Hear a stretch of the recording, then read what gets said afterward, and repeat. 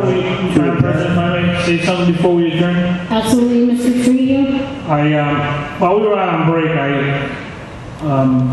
went on YouTube and I looked up the video that I was referring to earlier today, where the mayor of the city of Elizabeth, Mayor EBOE, stood in front of a group at the Cuban Club and addressed some of his concerns and opinions about what's going on in the Upper Academy.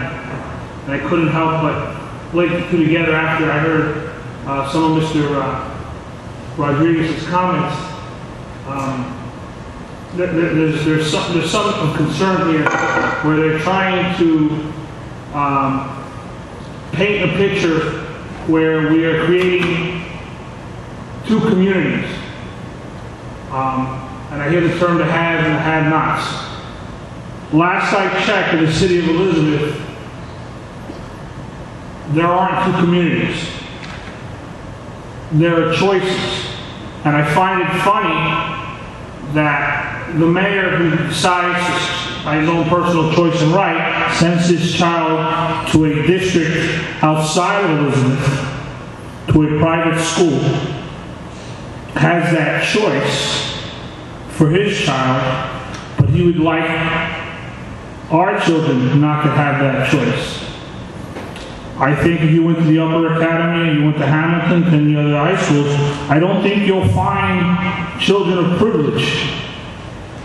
I don't think you'll have, parents that are sending their kids here and they're wealthy. You won't see that. You'll see a wide range of children from all over the world and all over our city. Different backgrounds, different educational levels, and the only common theme they have is the school and the parents' commitment to that community, that school community. These are people who are involved in their children's education and by choice apply to these institutions. I don't think you'll see them at any advantage at all other than they've earned their spot in these schools. They work hard. These are rigorous schools. But no one's there. I don't know, what do we pay the mayor in this town? $120,000, $130,000 a year? And privileges. And a car and everything else you pay. I mean, he's got a good job. He's had it for, 18 years now? I would say he's probably become wealthy being the mayor of the city. Okay? So he has choice. You see, we are here because we are not a privilege. Our privilege is we love our city, and our city has allowed us to serve them. And we can reward them by becoming one of the best school districts in the country, which is our goal. So for the mayor of this city to sit there and say, we're creating and we're failing this whole community, that just isn't true. We have our shortcomings. We understand the challenges are big. There is a lot of work to be done, especially in the high school level. But being a resident of this town my whole life, I remember when there was an appointed board that the mayor controlled, and the school district was failing miserably. And we had no choice. That was the school district, the one you had. You didn't have a choice. You could move. You could move.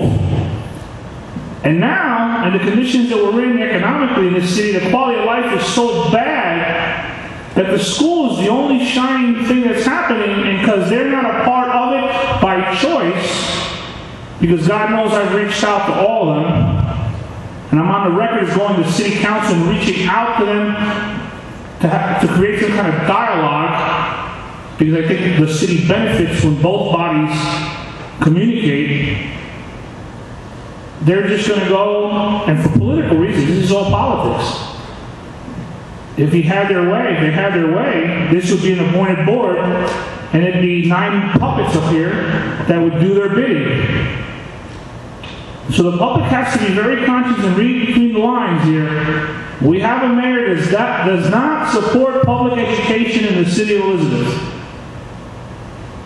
The other irony, I mean, now that he's so involved in education, the fact that St. Patrick's High School is closing, he had to get involved in that too.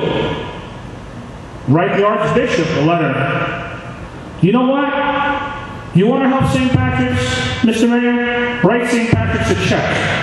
Because they need money to keep the school open. They don't need you to pontificate on your own behalf and you know, and just move your own agenda. It's an election year rhetoric. That's what this is, all election year rhetoric. If you're interested in working with us, this board is here, willing and waiting to work. But to come and just constantly attack and not propose any new ideas, they'll tell you everything that's wrong. We know it's wrong. We're trying to fix it. We're looking for a partner to help us fix it. They're not giving us any ideas. It's just all criticism. All criticism. You're doing this wrong. I see the surrogates coming here now. It's all election, you know, rhetoric. It's election time and this is what you hear. And what the public needs to know, that if Mayor EBOE has another term, chances are he is going to continue to support an appointed board and take the voice away from the people. And that can be very dangerous to everything we've done here. All the hard work that's gone into this school district to get it to where it is today, it'll be out the window. Because you see, in their minds, it's their way or the highway. Public opinion does not matter. There would be appointments made by political favor. Simply, I like you, you're going to do it my way, you have a seat on the Board of Ed. We went through that. It happened for so many years, and it was awful. This is the way it should be. The people should have a choice. City officials should get out of the way and either become part of the solution or stop being part of the problem. People want choice. They told us they wanted choice.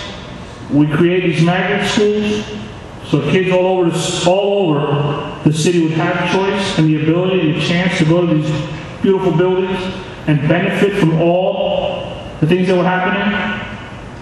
And here we have the mayor standing up in front of the Cuban Club talking about the haves and the have-nots. He's the have. He has 20 years of taxpayer money. He's become very wealthy as a politician. Sure. Listen, he's done some good. I'm not ignorant to that. There are things that we can give him credit for. But he risks throwing that all away when he attacks this institution simply for political reasons. And I tell you here, we cannot let that happen. We have to speak up. We cannot sit here in silence while he is going around the city during election time bashing this board and the work we're doing. It's a distraction. He should be, and the city council, concentrating on issues that really matter to the citizens. Let us handle education.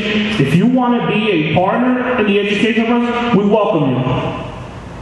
But you know what? The streets, crime is through the roof. People are afraid to leave their houses.